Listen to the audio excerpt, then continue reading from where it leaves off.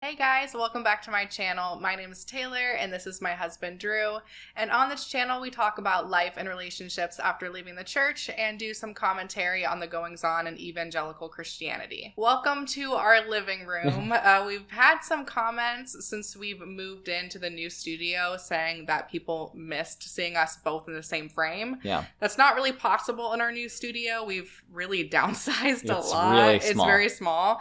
So we decided we would just try filming in the living room and seeing how that works. So let us know if you guys like this setup better than the other one. So today we are going to be reacting to a video from Girl Defined. I don't love responding to Girl Defined stuff just because they've been reacted to death. Yeah. But when I saw the title of this video and actually watched it, I felt like it was something I really did want to respond to. Drew hasn't seen this video before. I have, but I have talked about it with him, and we might have some disagreements on how we view what they're saying, so that could be, we'll see once you watch it if you still think differently about it. But the title of it is Why the Kitchen is Actually an Empowering Place for Women. All right. As a disclaimer, we're not going to be responding to the entire video. It's 40 minutes long, so I have cut out some clips that we're going to react to, but just so you guys know, we're not going to be watching the entire thing. If you guys want to watch the entire thing so you have all the context, you're free to do that. I'm interested to see if things have changed at all since Dave, came out as not Christian anymore, and Bethany seemed to be like, obviously she wishes that wasn't the case, but they're good. Yeah. So, I don't know. We'll see if any of their other takes have changed. Yeah, I was hoping that would have a positive influence on them. I don't know. Oh, okay.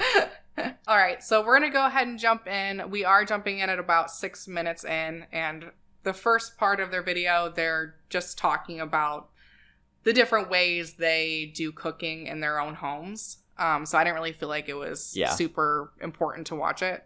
So how do we think about this, like, as Christian women? So why are we talking about cooking? Why does this matter? And we'll get into it. But, like, the scripture actually has a lot to say about our role as women, our role as wives. And if you're single and you're like, I want to be a wife someday, like, definitely tune in, listen, because you can learn a lot. But, like, the Bible does have some specifics about men and about women and how we can love our families well and live out his design for us well. I mean, obviously something that we know in culture is we are trying to blur these lines and become, like, as neutral, like, there are no rules, there are no differences. Everyone just be whatever you want to be, feel whatever you want to feel. It's all about just kind of like doing what you want to do. But as Christian women, we have a different standard, a different source, a different foundation that we live by, and that's the word of God.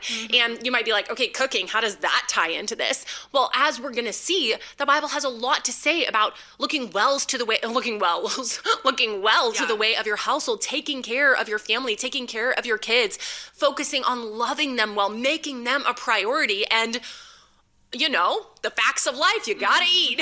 You gotta eat if you want to grow, if you want to be healthy, if you want to be able to have energy, like, food is that source. And so food is actually a hugely important part of our life. And there are so many other benefits that surround food that are apart from even eating that we're going to get into. So if you're someone like me, someone like Kristen, and you're like, I don't enjoy cooking, I hope that by the end of this conversation, as a Christian woman, you'll see, like, wow, the Bible actually has a lot to say about this, and this is something to get excited about, not something I'm just going to have to endure or hope I marry a man who just loves to cook. I mean, whatever, but which is okay too. So what I'm getting from what they're saying, and correct me if I'm wrong or if you have a different understanding of what they're saying, but they're saying that the Bible, God, does have specific roles for men and women that are different.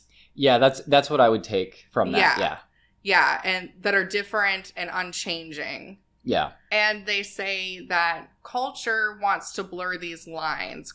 With culture, with our society, it's just about doing what you want. There are no roles. It's just kind of like a free-for-all, and the only thing that matters is, like, making yourself personally fulfilled. Yeah. Is that your understanding of what they're saying? Yeah. I mean, it sounds pretty much the same as what they have always said. It doesn't really sound any different than what I would expect from Girl Defined. Yeah. I mean, my thing is, when they're talking about, like, society says this, culture says this. I disagree with their assessment of what society and culture supposedly wants for people. I don't think that it's just about doing what you want and like not considering consequences, not considering other people, which they didn't say, but they're kind of like implying that, and they've said similar things in the past. Yeah, I've heard that in the past before. I think that progressives in society want people to be able to negotiate roles within a relationship. Yeah. It's not about just doing whatever. It's about considering the other person or other people in the relationship and finding something that works for everybody, but not having those roles be prescriptive based like arbitrarily on gender. Yeah. And I think that Girl Defined fundamentally doesn't understand what societal progress looks like, and they don't understand what feminism looks like, because they're constantly misrepresenting what feminists and progressives say. Yeah. And it's almost like they're repeating something that they've heard from like a conservative Christian about what feminists say, and not about what feminists actually say. Yeah. And I just find that really interesting, considering there's been so many responses to Girl Defined, and they've said before that they don't watch responses about them. And I kind of feel like it might be helpful for them to, because they would have a better understanding about what these things are that they're talking about. They need to watch that super, super long Rachel Oates response. I feel like that would probably help them out more than anything else. Yeah. For me, what sticks out here more than anything else is just the classic thing that a lot of evangelical Christians do is, you know, the Bible is this, culture is this, you know, the culture. It's very black and white. Well, they're completely separate things. You know, they're entirely separated. This is an unchanging foundation and source for this objective standard, whatever, and then this is an ever-changing human creation. And they don't consider the idea that, well, you know, the culture has infiltrated what they're saying and the way that they interpret the Bible. They are actually using a cultural framework in order to interpret the Bible, and then they're calling that objective and denying that there's any kind of cultural influence there. Right. So that's part of it. Another part of it is that, you know, there's not really the culture. Culture is full of multiplicity. It's I hate when like Christians say the culture, because I'm like, what do you mean? Yeah, by that? it's hugely diverse, and there are non-Christian aspects of the culture out there in America that are very heteronormative, very patriarchal, and very popular, that don't invoke the Bible. The manosphere is very big in that. It has overlap with Christian spaces, but there are very secular spaces that preach a bunch of patriarchal stuff. Yeah. And the last thing I'll say here is that the formation of biblical texts themselves were influenced by the culture of the time. You know, why does the Bible talk about food and talk about the woman preparing food? Well, in both the Jewish world and in the Roman world, where the Bible was written, it was typical that a man had the power over the household, that he was the one who was going out and leaving the household in order to make like an income, in order to, you know, manage properties, things like that. And then the woman was the one that was staying and was the head of how the household ran when the man was not there, and basically playing a nurturing role for the other people that lived in the household. So a woman would cook food. Like that is something that comes from culture and then was written into the Bible. Yeah. It's not the other way around. Well, and also another important thing is, as biblical texts have been translated, they have been changed or things have been added to them to reflect the culture of that time as well. Yeah. Something else that I found interesting is at the end of this clip, Kristen mentioned that it's okay if your man loves to cook. And they'll kind of expand on this further in the video, but they say like, it's okay for your man to cook if he loves doing it, but almost by default, it's the woman's responsibility. So if it's the case that neither of you enjoy cooking, well, you're the woman, so like by default, that's your responsibility. And I wrote in my notes, basically they're saying that God has these preordained roles for men and women that are decidedly unique from each other and unchanging. But they're also saying in the same video that these roles are changeable and swappable in the case that it benefits the man, is kind of what I'm seeing from it. Do they continue with that further in the video? Because I kind of want to see more. Yeah, they do talk about it more. But yeah, I'm kind of like jumping ahead a little bit, but I did want to mention it since she said, oh, if your man loves cooking, like that's totally okay. They do go on further in a video saying like, oh, well, the woman doesn't always have to do the cooking. If your man just really likes to like grill or something, like that's totally okay. Then to me, it sounds like it's okay for him to cook if he just happens to like cooking. But otherwise, it's like it's a default female role. Default female role. Interesting. There's actually a much bigger gospel picture going on here surrounding food, surrounding hospitality, surrounding the dinner table, the breakfast table, whatever that looks like for you. And so I think you're going to be really inspired, just as I have been. And these are the reasons both Kristen and I choose to make this a priority, even though it doesn't come supernaturally. Right. Well, and I will say, like, it is okay if your husband also enjoys this. Like, my husband loves, I would say he actually loves cooking more than me. Like grilling Zach, and, but right. Grilling, mainly smoking meats. But even in the kitchen, like he's super into cast irons. And like, True. you know, like his passion for cast iron and like the way he cleans them and prepares them and stores them. And like the way he prepares meals on them and sautés meats and different things. Like he loves making sauces. So I would say his interest in making complex food and like delicious food is even more of an interest for him than even for me. But I'm the one choosing for the good of our family to make it a priority because I'm the one home with the kids by choice. We homeschool. Yeah. I'm the one doing the meal planning and prepping. Zach will be involved in that in ways like, you know, he'll say, oh, hey babe, could we cook some ribs this weekend? Or, you know, he has ideas. I'm like, totally. So I'll get the meat, you know, he'll cook it for certain meals and it's awesome. But for the most part, I take the lead in the meal planning, the prepping, like keeping the budget for the shopping, going to the store, organizing the groceries at home, and making the majority of the meals, especially when it comes to breakfast, lunches. Like I pretty much exclusively make those. Most of the dinners, aside from like the times he'll do a meat kind of thing like that, or like delicious queso he made the other night. It was so good. But so it's okay. Like we're not saying only the woman biblically can be in the kitchen. Yes. So far, I don't see any problem with it. It's kind of like now it seems that she's saying that this is just the way that they want to do things. This is the way that it works well for them. And she wants to do this, and so this is what she does. I mean, you also take the lead on like cooking and things like that, and it is a by choice thing. It just kind of works out that way for us. And it sounds like she's, with at least this clip in isolation, it sounds like she's just saying that's exactly what they do. Yeah. I do wonder, though, when they say by choice, what exactly that means. Because is it by choice like they just genuinely, they wanted to be mothers, they wanted to stay home, they wanted to do cooking? Because, and this is something that was mentioned very, very briefly in the first clip we reacted to, but they talked a lot more about in the beginning of the video, was that neither of them like cooking. They don't enjoy it. Oh. So they're saying it's their choice to do that. What's motivating that choice?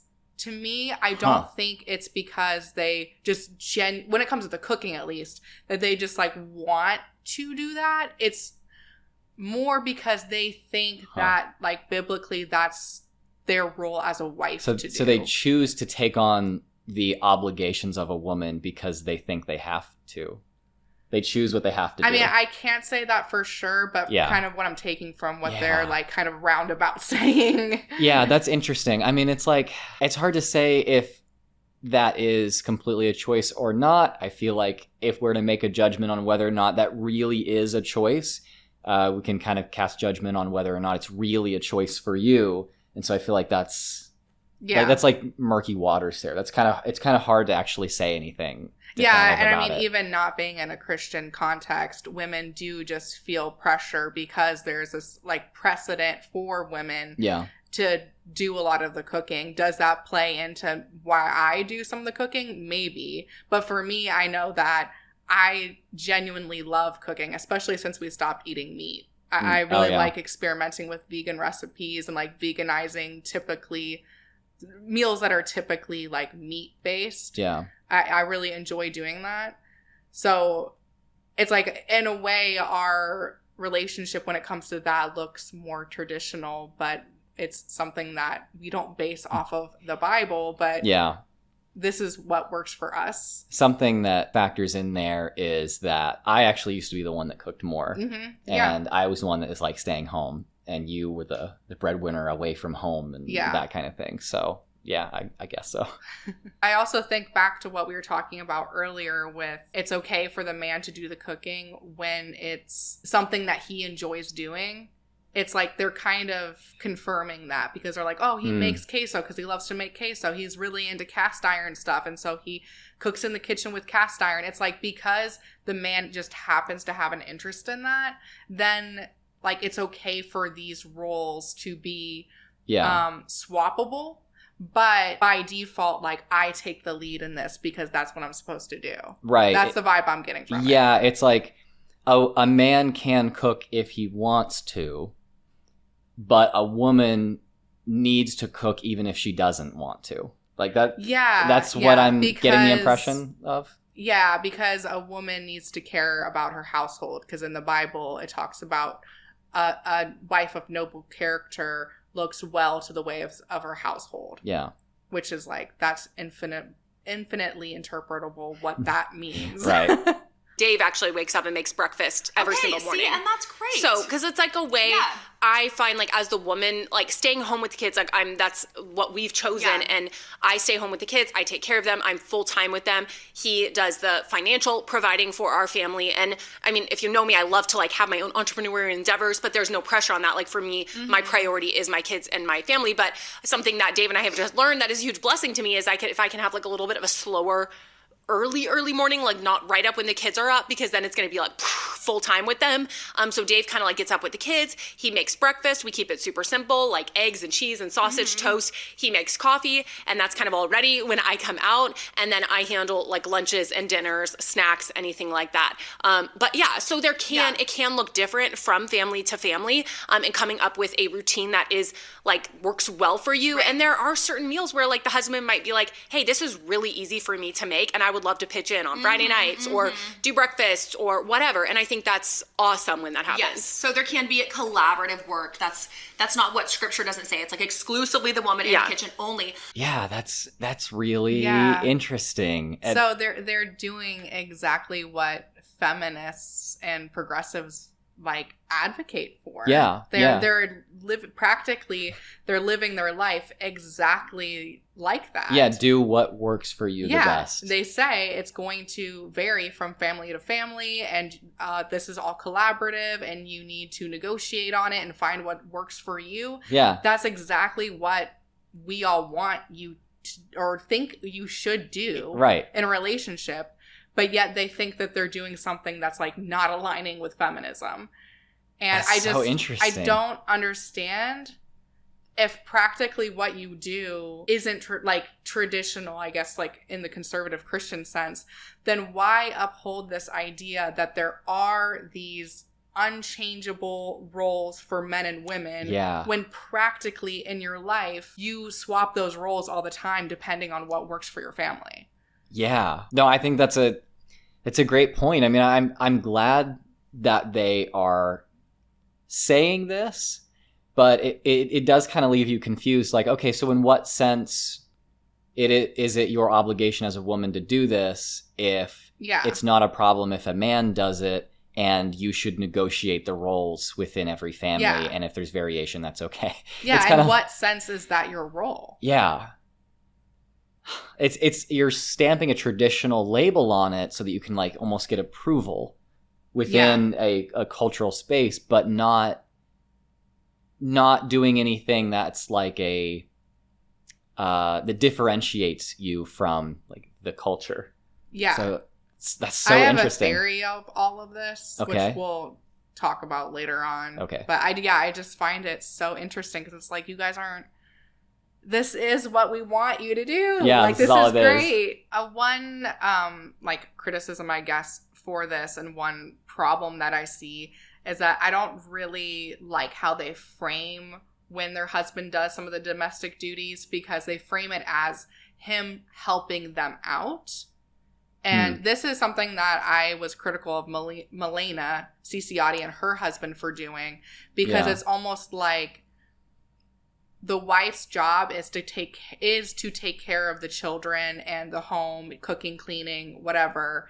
And if the husband happens to do some of that, he's just like helping them out. Yeah. Not as though it's his responsibility as the other parent in the family. Yeah, I mean, and that is kind of consistent with our idea that this is basically doing feminism and putting a stamp on it, using traditional language to describe it while doing something that's not necessarily traditional. So yeah.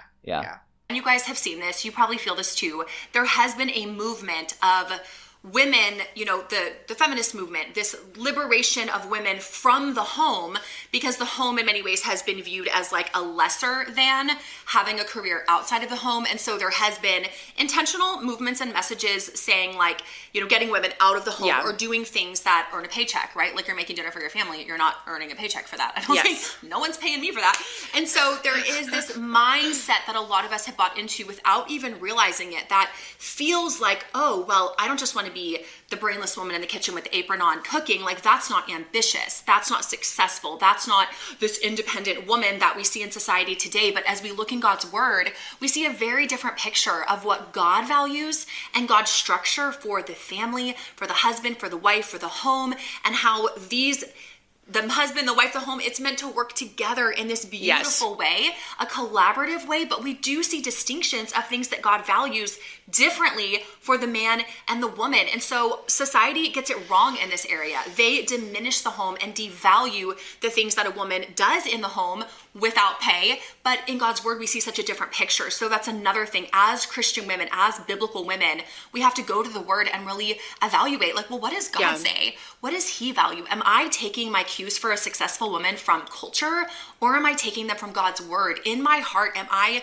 seeing value in the work that I'm doing within the home that no one else sees? My kids barely acknowledge it. And, you know, even maybe my husband sometimes, it's like it feels brainless and mindless. And sure, like if you're standing there at the kitchen, you know, like scraping potatoes, like, okay, it might not be the most stimulating work ever. But again, going back to the heart of like, why do we value these things? So yeah, they fundamentally do not understand what feminism is. Yeah, at least not like in its complexity in modern form. Because they touched on a narrative that has existed within kind of like feminist spaces, but I don't really know that there's any feminists around now who are actually saying like, you can really only be empowered as a woman if you have a career. That's not really a thing that like feminism is saying today. Maybe at one time that was a reaction to women only being able to be in the home and not having opportunities, you know, to like defy the role of being like a homemaker or whatever and go get a career. And so that might have been a narrative in that way, but the idea that they're saying you're automatically brainless if you prefer to stay home and cook or something. Yeah, I think that's a misrepresentation. And I think that aligns with my theory that they are repeating things that people say that feminists say. Yeah. And not repeating things that feminists actually say. Right. Because it's like, have they actually talked to any feminists? Have they read any feminist literature? Have they done any research on it on their own? Because like you were saying, maybe that was a thing back in the day. Yeah. But now feminism actually pushes for the idea that working in the home, working with children, doing domestic duties is actually a very, very valuable thing, and it's very hard work. Right. And they'll also talk about how women tend to do, I think the statistic is like 75% more unpaid labor than men do. Yeah. And how, you know, that's unpaid labor at home. That is something that's valuable to society. Yeah. And so it's just like, you guys just don't understand this. Yeah. And it's like you're building this case that Christian women need to go back to like the biblical roots of what their design is for women, because society is telling you that you're worthless if you're in the kitchen, and it's like the entire premise is false. Yeah, definitely. I really think that the ability to choose whether you want a career or whether or not you want to stay at home, whether you want to raise children, whether you don't want to, that is ultimately the important thing. And I think the thing that feminism across time has ultimately pushed toward. It hasn't been the role of a woman is to do what man traditionally does. Like I think that's kind of what they think it is. Yeah. And it's like women's choice. Women have the choice. Yeah. They can stay home if they want to. Right. And that's not looked down upon. Yeah, and also men can stay home if they want to, and a woman can go and work, and you can do that, and that's fine. And it's empowering. The kitchen is actually an empowering place for women. Yeah. If the woman has chosen to be there, or if the man has chosen to be there. It's empowering, but not empowering for the reasons that they're saying it is. Yeah. It's empowering if that's your choice, your genuine choice. And if you're exercising your power. And you're exercising your ability to choose that. That's why that's empowering. Yeah. You're taking control of your life and doing what makes you personally fulfilled. Yeah. That's why it's empowering. Not because the Bible says it is or whatever. Yeah. I think it's also important that we talk about what culture has demeaned work in the home. Yeah. Not feminism. It has been typically conservative Christianity. Yeah. There's even interpretations of the Bible. There's verses in the Bible that talk about women being the weaker vessel. There's verses talking about how women can't speak in church. Mm-hmm. There's verses talking about how a wife needs to submit to a man. Yeah. And most conservative Christians do interpret that to mean that women have less value, that women's work is less valuable. The idea of complementarianism, that like, oh, men and women have different roles, but they're equally valuable, that was only invented in the 1980s. Wow, it's that recent? Yeah, complementarianism. I guess I didn't realize that. Complementarianism is literally a millennial still. Like that's how new it is. But before that, I didn't realize it was that new. When we're talking about the 1950s, 60s, even 70s in Christian culture, it's like, no, women are subservient and lesser.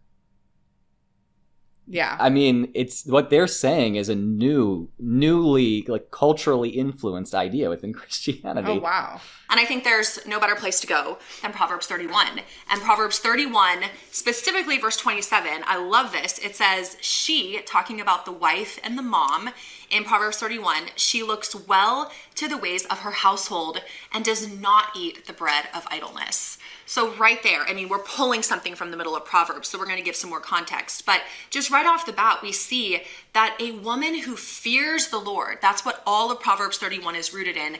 This woman whose heart ultimately fears the Lord. She reverences and worships the Lord. And what she does ultimately is to glorify God and to serve her family. And one of the ways that she can do that is by looking well to the ways of her household. Again, something that is so lost in society today. How's that lost? Yeah.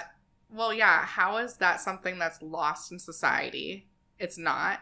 Also, that specific verse talking about looking well to the ways of your household, how does that verse mean that you're supposed to cook? It's not talking specifically about that. It's like they're reading that into that verse. Oh, yeah. Because looking well to the ways of your household, that could mean a variety of things. Financing the household. Yeah. Your husband, when he goes to work, he's looking well to the ways of his household by providing financially to the household.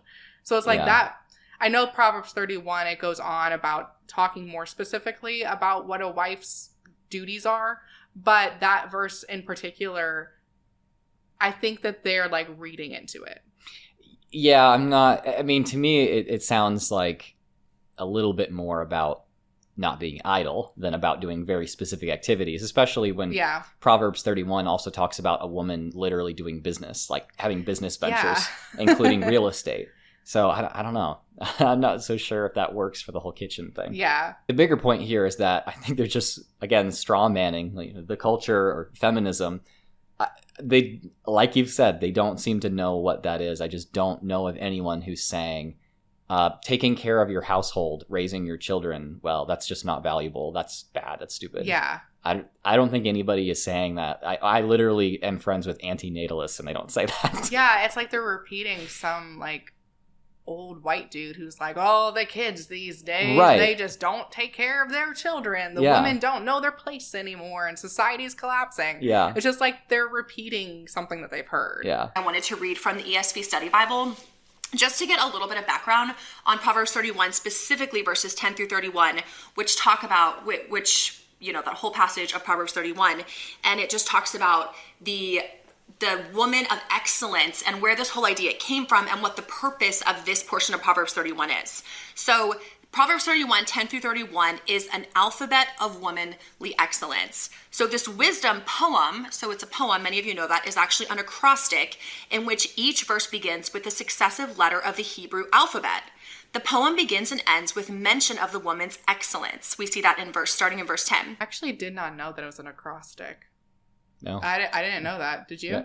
I think that I learned that at some point. Okay. I might have learned it at some point. I didn't remember that at least. I thought that was really interesting, actually. The writing style of my videos, it's just my general writing style is actually really, really influenced by Hebrew poetry and wisdom literature. That was my favorite Bible course in school.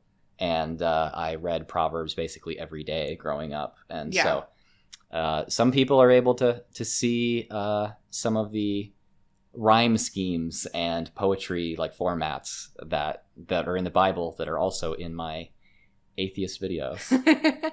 The probable intention of putting this together with the acrostic pattern is to show that this woman's character runs the whole range of excellence. The woman is married, as expected in culture in that day, as many of us are today, and many of us will be if you're even single, thinking ahead to your future, and she is devoted to the well-being of her household. We see that in most of these verses, we see her devotion to the well-being of her household, to which she contributes by her participation in outside economic concerns. So we see she plants a vineyard. She does other things. She also has economic concerns. Like she benefits her family in many different ways. At the same time, she makes her home the center of ministry by giving generously to the poor and by instructing her children and household workers in true kindness. And neighbors may be included in this audience as well, they say. I like how the study Bible calls them household workers rather than servants, probably because that sounds a little bit better than servants. Yeah, I mean, they could have been servants or slaves. Yeah. You know, that's definitely a possibility. I mean, even today, like paid servants, that's kind of looked at a little bit as morally dubious. Yeah. So I just thought that was interesting. So as a result, her husband and her children enjoy their lot and honor her for her industry. This lofty portrait of excellence sets such a high standard that it can be depressing to godly women today until its purpose is understood. First, the woman embodies in all areas of life the full character of wisdom commended throughout this book. This shows that even though the concrete situations up to now have generally envisioned a cast of nails, the teaching of the entire book is intended for all of God's people. Second, as with other character types, this profile is an ideal, and I think this is really important to remember.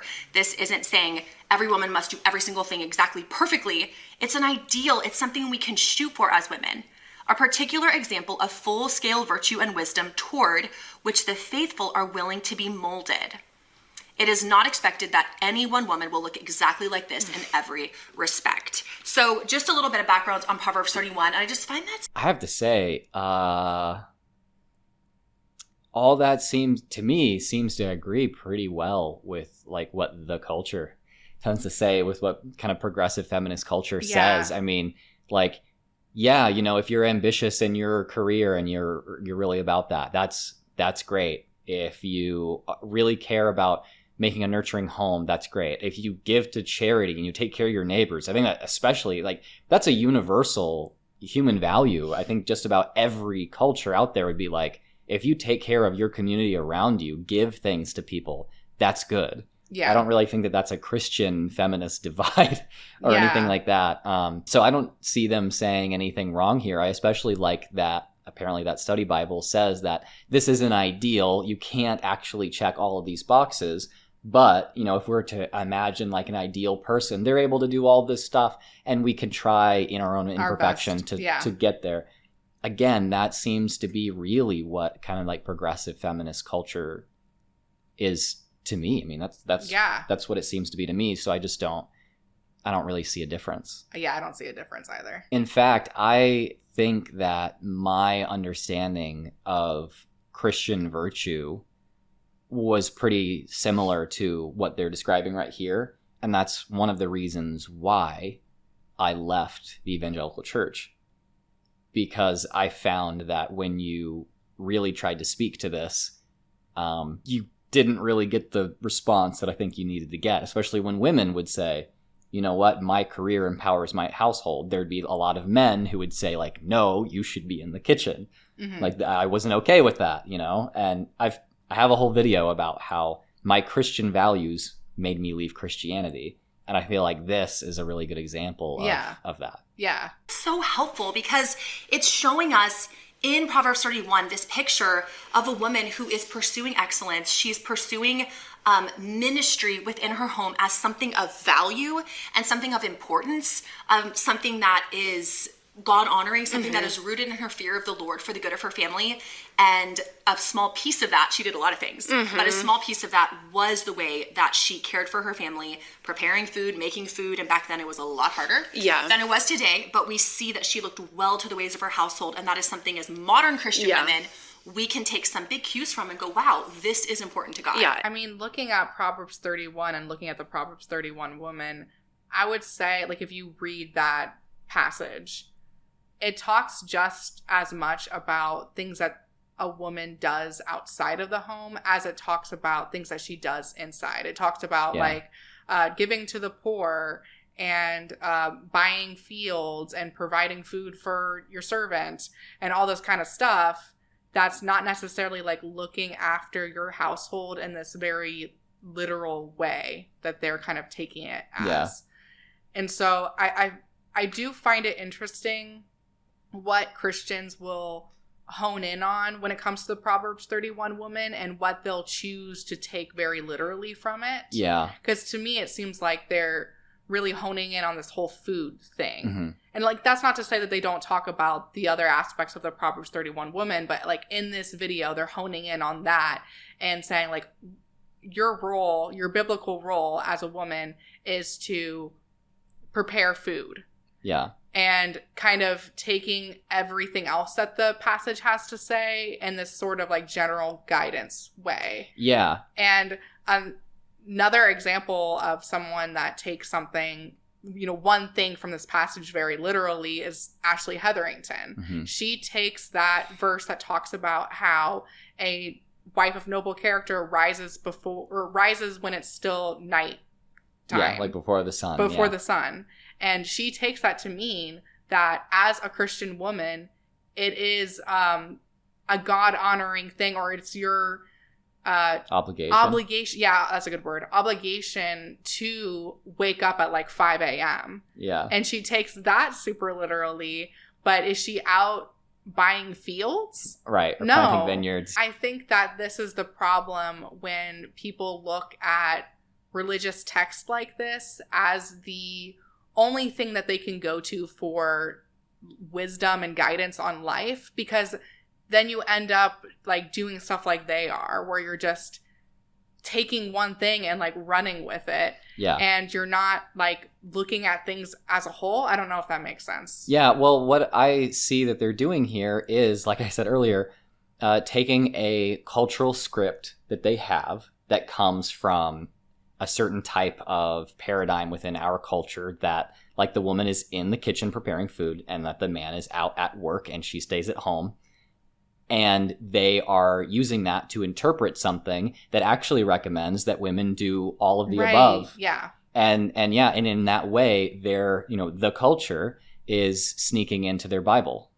Yeah. And that's what they then see as objective. I think that's a pretty dangerous game to play. Yeah. So talking about the theory I had earlier about why they do this, I wrote in my notes that, you know, they're on one hand holding on to this belief that there are specific roles for men and women, but then on the other hand, they have this, what they do practically, what their actions show, which is not that. Mm-hmm. And I think that this is like creating some cognitive dissonance and some uncomfortability.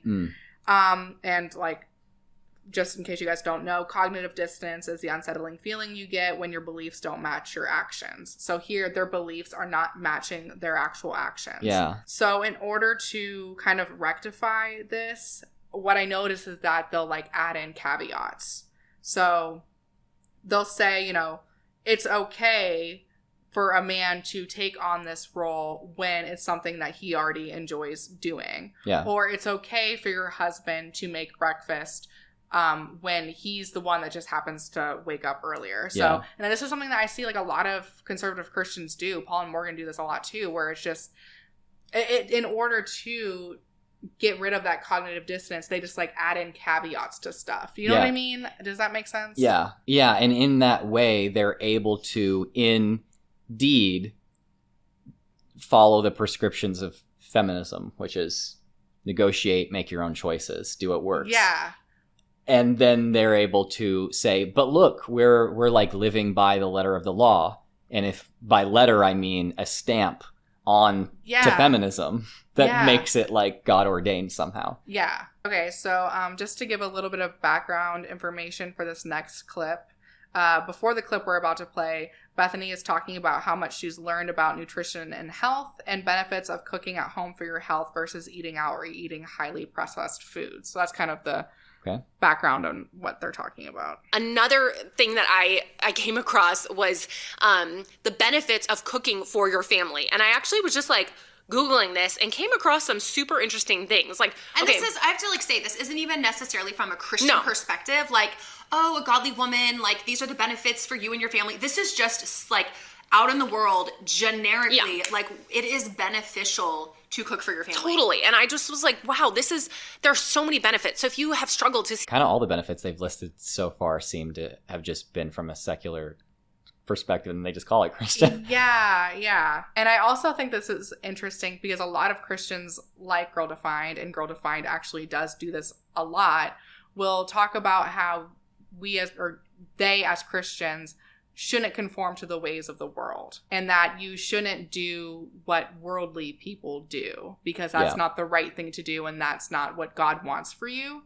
But then they also will use the world as evidence for their own theological stance when the world happens to just align with their like theological views. Right. So it's like, which is it? Is it okay to do what the world does, or should you not conform to the ways of the world? Because it seems like your opinion on that kind of changes whenever it suits you. Yeah. I remember having someone back in my Christian days warn me, hey, don't think that the Bible is telling you, you know, to follow this code of ethics because it is the best thing pragmatically for you, then it makes things work the best. That's actually really dangerous thinking. You're following it because it's God's law, period. That's what it is. Mm-hmm. You shouldn't be thinking like God made these laws because he wants you to have the best life. Because no, the Bible says in this and this and this place that you're going to suffer for him, and blessed are you that suffer for God's sake. So it is just interesting to see them play that game, like you're saying. Yeah, and I also think in a way, just saying we do these things because that's what God says to do is honestly probably better, because then it will make it so that you're not like wishy-washy and going back and forth like they are when it comes to stuff like this. At the same time, I want them to be able to bring it in. Yeah. So it's like, I don't know. Do I actually, at the end of the day, want them to be theologically consistent, inconsistent or whatever? I probably prefer them having this cognitive dissonance and being inconsistent. But it has better outcomes. It has better outcomes, right? But it is really interesting to see the gymnastics going on. See the value. Yeah. If you have struggled to be, just like you were saying, it takes so much time, like taking care of your house, taking care of the food, taking care of children. Like it genuinely is a full-time job. People hire wealthy people hire full-time chefs, and we think we can do all of it. And then we want, like, why didn't I do anything else today? Like, it's a wake-up call for me. Like, cooking, being a private chef for your family, it takes a lot of time. Being the full-time nanny, it's like people hire out these positions in full-time capacities. The full-time taxi driver. Yes. The full-time launderer. It's a lot. And so don't, like, when you're like, wow, this takes so much time full-time and I can't even get it all done, like, it is a big job, and view it that way. Like, this is a big responsibility and amazing. Yeah. I 100% agree. That sounds so much like anti-work feminism. Yeah. I mean, it's like, it is a big job. It is a lot of responsibility. Taking care of the home and taking care of children usually takes a lot more time and is a lot more work than going into a job. It is. Yeah. And feminists agree with that. I don't know if this is just me and my ignorance of Girl Defined, but it seems like Bethany has really come out of her shell a lot more. It's like much more expressive, and it is okay with not having that gloss and sheen and almost like blank stare that can be encouraged in Christian women of a certain generation and culture. I think also that might just be them being a lot more comfortable on camera since it's been so long that they've been doing this, that I think that they show a lot more of their personality than they probably did when they were first making videos. Yeah. Well, either way, go Bethany. I'm happy for you. Okay, so from here they go on to discuss the benefits of cooking. They say it's healthier. If you get your kids involved with cooking, it helps them learn and improve motor skills. If you eat together as a family, it strengthens bonding as a family. You can save money. It helps your children appreciate where their food comes from. And yeah, I mean, I think that's all true. Yeah. But I just disagree that this is the wife's responsibility or that the wife has to take the lead to make sure that these things get done. I think that it's negotiable between people in the relationship. Right. Like, you agree with all the things they're saying about the role, except for the idea that there's some kind of prescriptive thing here. Yeah. You would describe the role the same way, and it has the same benefits as they're saying, but there's no prescription on women when it comes to this role. Yeah. And it's just so confusing because it's like there's so much in their video that I'm like, yeah, I completely agree with that. And like, even when they're describing what they do at home, I'm like, that sounds great. Like, I agree with that. Yeah. But then they just like add on this like unnecessary level to it of like, this is God's design for women. Yeah. It's like, why are you adding that when it's like, that's not really what you do practically? I don't get that. It's beautiful. And so I think the more we value it and the more we understand the benefit of it, I think the more as biblical women, we will say this is worth the time. And that's honestly why we created the Biblical Womanhood Boot Camp. It's an entire private group of women who are passionate about understanding God's design for them as biblical women and learning to appreciate and value looking well to the ways of their households. If you're someone, you're like, yes, I want to better understand how to live out biblical womanhood. I want to be a part of a community of women who are on fire for figuring out how to do this well, who can support each other and say, the laundry's out of control, but I want to love my family well. I want to look well to the ways of my household. Then join us in the Biblical Womanhood Boot Camp. It's an exclusive community through Girl Defined that we want to invite you to be a part of. You can go to girldefined.com/bootcamp, and I think you're going to find a lot of encouragement there. So I don't really know how to feel about this because, like, obviously they've plugged their boot camp, their biblical woman courses or whatever. Yeah. And I feel a little bit uncomfortable about it because it kind of almost feels like to me that this whole video was kind of a way for them to plug that a little bit. I don't know for sure, but and I don't think it's like a problem to plug some other like financial venture that you might have or to promote things in a video. Obviously, we've done that a lot. But I do kind of have a problem when it seems like the entire point of the video was to lead people to this like boot camp, and you wouldn't have made the video otherwise. But I can't like completely, I don't know completely if that's what they've done in this. I'm just I think for me, my main question is just how much value are they offering? Because I do know that some of Bethany's courses are pretty lacking. Yeah, but from it's like, what are they just going to repeat the same things that they said in this video right, in the maybe. boot camp? I mean, but there again, I mean, maybe it's really focused on community, and there's a very low cost of entry, and it's really just about women supporting each other and trading like practical advice for whatever, and having a group identity that facilitates that. Like, you know, in principle, in theory, I have no problem with that. That sounds really good.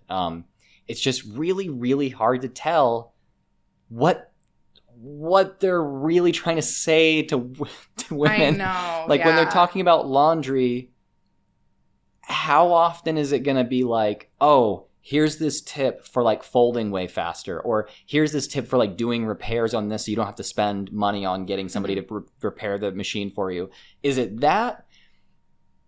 And how much is there going to be like, well, as the woman, you know, make sure that you're not letting your husband do more than one load a week for himself, because that's not really occupying your role enough.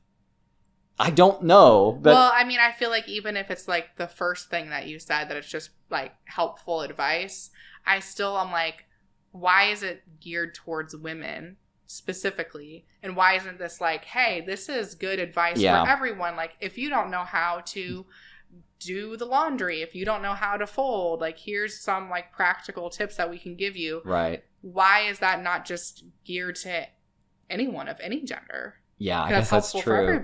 Would stay-at-home dads be accepted in there? And I mean, if they want to have a women's only group for that, I guess I understand. But I feel like the kind of exclusion they would have would be based on this like prescriptive biblical role, rather than we just want to have a women's only space or something. And, you know what I mean? And I think that they would say like, well, these are things that men need to know how to do too. And it's like, but you know that there are no boot camps out there for Christian men to learn how to do the laundry. How to do stay-at-home stuff. You know that that's not a thing. That's true.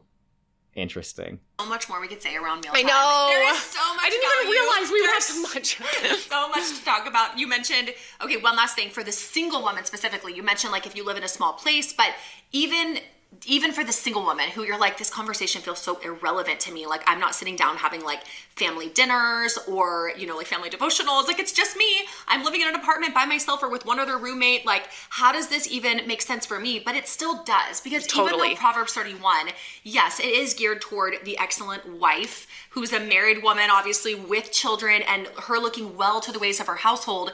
These are habits and practices that God wants us to start leaning toward and applying even in our singleness. And I remember back in the day, some friends, examples of women who were single, living in an apartment, either by themselves or with a roommate, very intentionally also practice this. Yes. This, like the value of inviting people into your home and gathering around meals to build relationships, to build friendships, to encourage one another. Just like you did in your early married days in your apartment, it is something you as a single woman can put into practice and start doing now. And just imagine how much easier that transition will be if you already have this mindset of like nourishing foods for your body, like valuing meal prep and planning and cooking, inviting people into your home to enjoy that with you. Imagine the transition into marriage one day, if that's what God has for you. And then if he has children for you one day, like your mindset will already be so much more in tune with God's heart and what he values than if you were just like, I don't even care about that. I'll think about that one day when I'm married. So it sounds to me that they're conditioning single women to assume this role of a homemaker before they're even married. Like, it's just assumed that this is what you're going to be doing. Yeah. And again, I'm sure that they would say like, oh, no. Like, men need to learn how to do these things too. But it's like, but why is this geared towards women specifically then? Yeah, I think that's a great point. I was thinking the same thing with that. Oh, really? Yeah. So this is kind of the end of what I wanted to discuss today.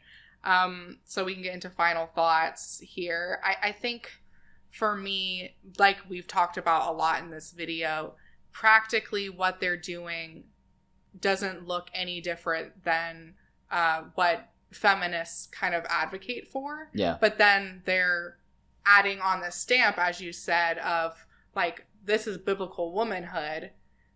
It's like, I don't even know how to describe it. It's yeah, like, I know. They're trying to fit this like framework of belief that they have onto the way that they already practically do their life. And it's not like completely fitting, but they're not seeing that. Yeah.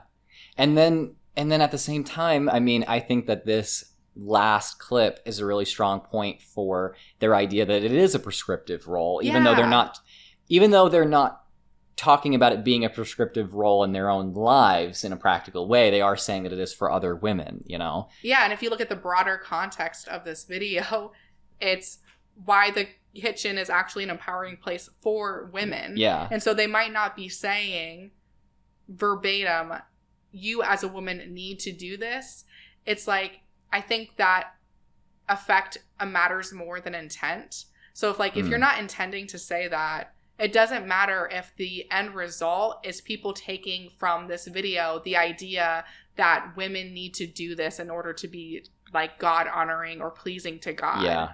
And I think, I don't know what your opinion is on this, but I think for conservative Christian women, which are typically their viewership, Mm-hmm.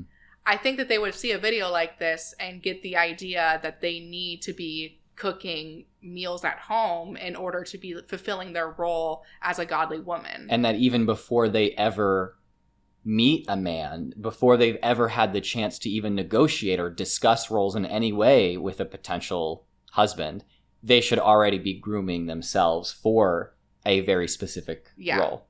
Yeah, I wasn't sure from the way that we talked about it before. Yeah, I this guess video, we ended up not actually disagreeing. I thought that I might disagree with you, but I think that you've made a good case and a good point that in effect, what they have done is say there is a prescriptive role for women, even though for themselves, they act and kind of speak like there is not. Yeah. Really, this is all a reaction to feminism.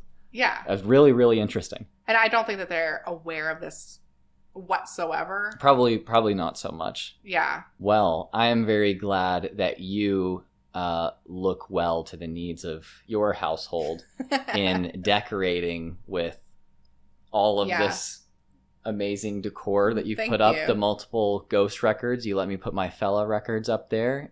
We have Spiritual Healing by Death. We also have Scream Bloody Gore Death. We have Twin Venom Temple record. Twin Temple, which we can't show you that one because it'll get us demonetized. And then Venom Black Metal. What else do we have? What is that one called? What's the Cradle of Filth, Existence is Futile. I think you have to say that into the mic. Cradle of Filth, Existence is Futile. Yeah. And Coven up there. So Coven's so good. If you guys have not listened to Coven, you really need to. It's amazing. But anyway, Taylor's really, considered her household quite well. And in a way, I've definitely fulfilled the traditional role with the cooking and the decorating and everything. But again, that's because I really love doing that kind of stuff. You did the biblical womanhood thing in the most satanic way possible. Yeah. Thank you guys so much for watching, and please let us know if you prefer this setup versus the other one. Let us know down in the comments. If you like this video, please be sure to subscribe and ring the bell. If you'd like to follow me on social media, my Instagram is Taylor_the_antibot. And if you'd like to consider supporting this channel financially, a link to my Patreon will be down in the description, and we'll see you on the next one. Say bye!